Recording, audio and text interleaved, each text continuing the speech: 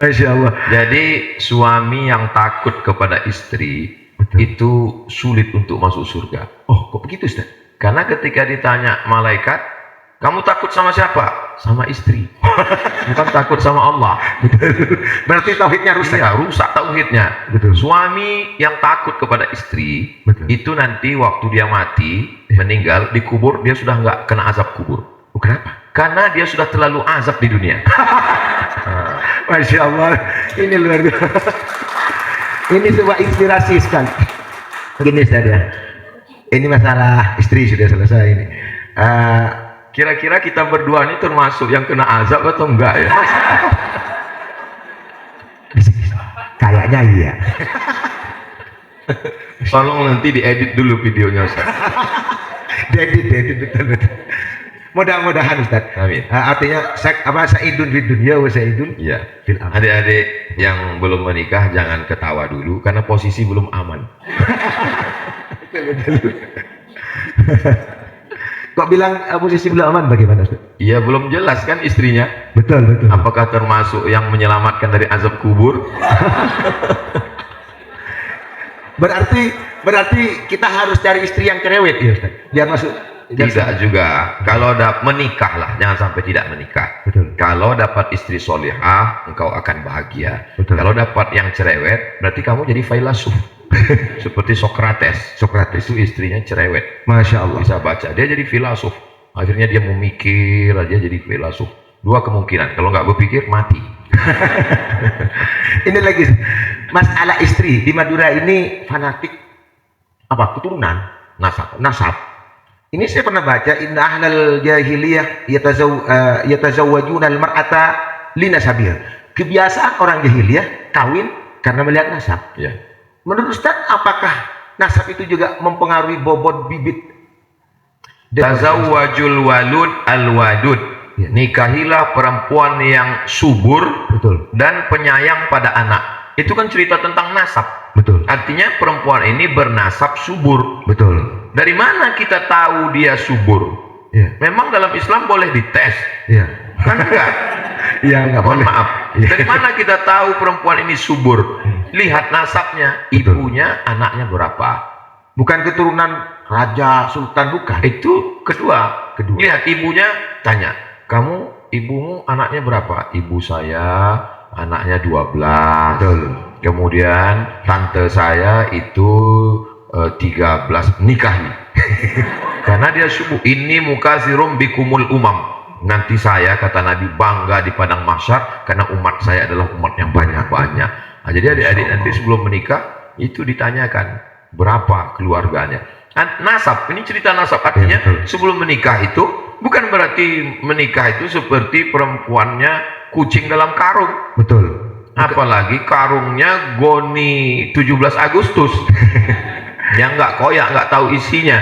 Betul. Yang tidak boleh itu adalah melakukan hubungan, kedekatan, hubungan hati. Masya Allah. Sementara la yakhluwanna rajulun ma'amra'atin illa ma'adhi mahramin. Betul.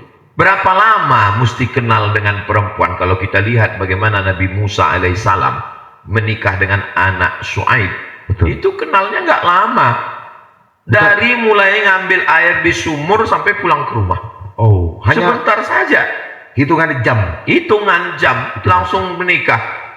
Apa sifatnya? Inna khaira man istajartal qawiyul amin. Wahai ayah, kalau ayah mau mencari seorang pekerja, sifatnya al-qawiyu al-amin, orangnya kuat dan amanah, inilah orangnya. Syuaib kaget.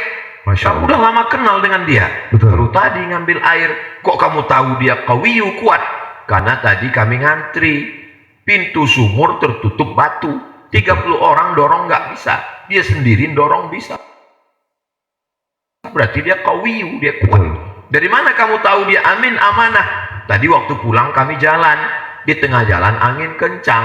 Angin kencang, tubuh kami maka melekat, nampak lekuknya. Kemudian Musa mengatakan, kamu mundur ke belakang, saya yang maju ke depan. Dia amanah orangnya. Jadi nggak perlu kenalan lama. Ini sampai pacaran 5 tahun nggak nikah-nikah. Orang yang pacaran 5 tahun nggak nikah-nikah Itu sama seperti iklan roti, Ya. dibuka, dicelup, dijilatin, nggak dimakan-makan. Coba Rugi. dibilang tuh. Perempuan itu juga dinikahi oleh Nabi Musa, kenalnya nggak lama. Betul. Kenapa Nabi Musa mau nikah dengan perempuan itu? Padahal maharnya mahal sekali. Sama Nia Ijaj, 8 musim jadi pengembala kambing. Masya Allah. 8 tahun jadi pengembala kambing. Kenapa Nabi Musa mau? Karena perempuan ini tamshi ala istihyain, perempuan yang malu ketika berjalan, perempuan yang malu, yang memiliki adab, layak untuk dinikahi dengan mahar menjadi pengembala kambing. Luar biasa, ini inspirasi buat santriwati. Ini kadang-kadang gini Ustaz, Ya. permasalahan di pondok, ada anak yang punya keinginan dan cita-cita tinggi, di sisi yang lain orang tua mau menjodohkan. Ya. Ada istilah dari guru saya, pernikahan atau perjodohan yang tanpa didasari rasa cinta, hanya dijodohkan oleh orang tua, maka itu adalah pemerkosaan yang direstui. Ada ungkapan seperti itu. Kira-kira bagaimana? Mana lebih wajib seorang anak untuk melanjutkan pendidikan yang tinggi atau mengikuti instruksi daripada orang tua untuk menikah? Dari pertanyaan Pak Kiai ini menunjukkan umat ini mesti dicerahkan lagi. Betul. Jangan tausiah ini dianggap hanya untuk santri, tapi juga orang tua perlu diceramahi. Biarkanlah anak-anakmu punya cita-cita tinggi. Betul. Dia menjadi hafizah, dia menjadi akademisi, dia menjadi dokter. Setelah itu kemudian, tapi saya mau anak saya takut nanti di luar negeri pacaran, saya mau dia nikah. Sekolahnya tetap boleh ya Pak ya? Boleh. Carikan suami yang kira-kira bagus, Masya kuliah, Allah. nikahkan, berangkat ke Mesir, subsidi silang. Subsidi silang maksudnya gimana? Kirimannya digabung. Oh, Kiriman orang tua tambah beasiswa cukup banyak. Teman-teman kita ketika di Mesir, di Yaman, masih dikirim orang tua kuliah, menikah. Jadi karirnya jalan, kuliahnya jalan, anak juga jalan. oh. Selesai 4 tahun kuliah, ijazah dapat, hafalan Quran terjaga, baca kitabnya lancar, anak dapat. Ada sebuah mitos ini Ustaz. Iya. Ada wallahu a'lam bissawab, kalau perempuan itu sekolahnya jangan tinggi-tinggi. Kalau punya anak perempuan jangan tinggi-tinggi. Kenapa? Kalau perempuan terlalu pintar bahaya. Gimana menurut Ustaz? Kalau perempuan itu sekolah, hafal Quran, bisa baca kitab, dia punya ijazah, insya Allah lebih berkualitas dalam pendidikan anak dan murid-muridnya nanti. Masya Allah. Cakrawalanya terbuka. Betul. Sekarang, santri sakit, main-main di tepi paret jatuh. Betul. Mohon maaf, nauzubillah, kata dokter di rumah sakit, ini ada pendarahan. Mohon maaf. Mesti ditangani oleh dokter kulit dan kelamin. Iya. Keliling rumah sakit, dokter kulit dan kelaminnya laki-laki. Betul. Bagi orang yang nggak mikir, dia serahkan aja. Tapi coba itu anak kita. Betul.